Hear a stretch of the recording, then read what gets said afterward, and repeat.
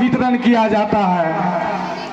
तो मुझे तो शुरू में थोड़ा अटपटा लगा कि ये प्रारंभिक विद्यालयों में दीक्षांत समारोह, दीक्षाकांत, स्नातक का अर्थ ये होता है कि स्नातक की डिग्री प्राप्त करने के बाद विद्यार्थी एलिजिबल हो जाते हैं किसी भी हायर कंपटीशन में भाग लेने के लिए।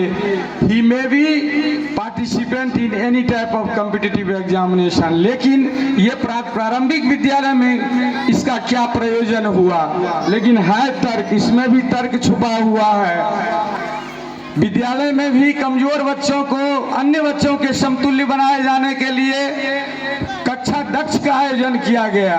दक्ष मतलब कुशल, अन्य के बराबरी बनाना या उसको भी योग्य बना देना कि वर्ग में यदि वर्ग संचालन हो, शिक्षक पढ़ाएं तो सभी बच्चे एक समान समझ सकें।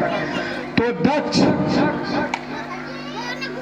दीक्षा, ये दो शब्द है। सबसे पहले तो ये समझना चाहिए, शिक्षा तो हम कहते हैं जिसमें अंक, शब्द, अक्षर, लिखावट सारी चीज आती हैं, लेकिन दीक्षा किसे कहा जाता है? दीक्षा एक दोनों कंबाइंड शब्द है, शिक्षा दीक्षा।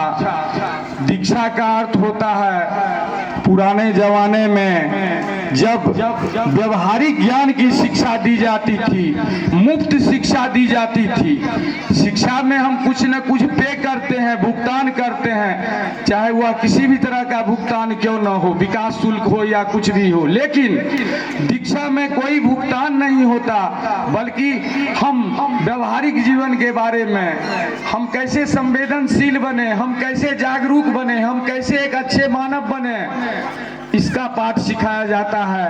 और दीक्षित होने के बाद हम स्वावलंबी बन जाते हैं, स्वरोजगार पैदा करके अपने पैर पर खड़ा होते हैं। यही शिक्षा और दीक्षा में अंतर है। तो यदि एक वर्ष तुम लोगों की पढ़ाई, शिक्षकों की मेहनत और उसका परिणाम और इसको नाम दिया गया दीक्षांत समारोह, तो कहीं से गैर वाजिब नहीं है, इसका नाम बिल्कुल उचित प्रतीत होता है। हमारे विद्यालय में पहली से 7वीं तक के सारे विषयों के मूल्यांकन कर रिजल्ट शीट तैयार कर दिया गया है। 1 से 3 प्रत्येक वर्ग के 1 से 3 स्थान पाए बच्चों को इसी मंच से पुरस्कृत किया जाएगा। शेष जितने भी बच्चे हैं वर्ग शिक्षक उनका तैयार किए होंगे, वो वहां से अपना प्रमाण पत्र प्राप्त कर लेंगे। लेकिन इसमें एक शर्त है, जिस बच्चे के अभिभावक नहीं आएंगे, नहीं बुला लेता है अभी भी, तो उस बच्चे को आज प्रमाण पत्र देने से वंचित कर दिया जाएगा। सिर्फ अभिभावक को बुलाने का उद्देश्य है, सिर्फ शिक्षक की ही जिम्मेदारी नहीं है बच्चों को पढ़ाने में, बच्चों को आगे बढ़ाने में, बच्चों को नैतिक मूल्य सिखाने में अभिभावक की उतनी ही जिम्मेदारी है। अभिभावक भी देखेंगे, जब हम हिस्ट्री में ट्यूशन लगाए हुए हैं और यहाँ विद्यार्थी को जो है सो अंग्रेजी मार्क कम है, गणित में मार्क कम है, हम घर पर उनका समुचित ध्यान दें कि इस विषय की भी पढ़ाई समुचित ढंग से कर सके, सही ढंग से कर सके। सरकार का यही उद्देश्य है। लेकिन अभिभावकगण इसका तवज्जो नहीं देते हैं, इसका कोई इंपॉर्टेंस नहीं देते हैं। यह बेहद ही दुख की बात है। तो बच्चों को मैंने पहले ही निर्देशित कर दिया है कि हर हालत में अभिभावक को बुलाना ही पड़ेगा। इसका सेकंड आइटम है शिक्षक अभिभावक संगोष्ठी।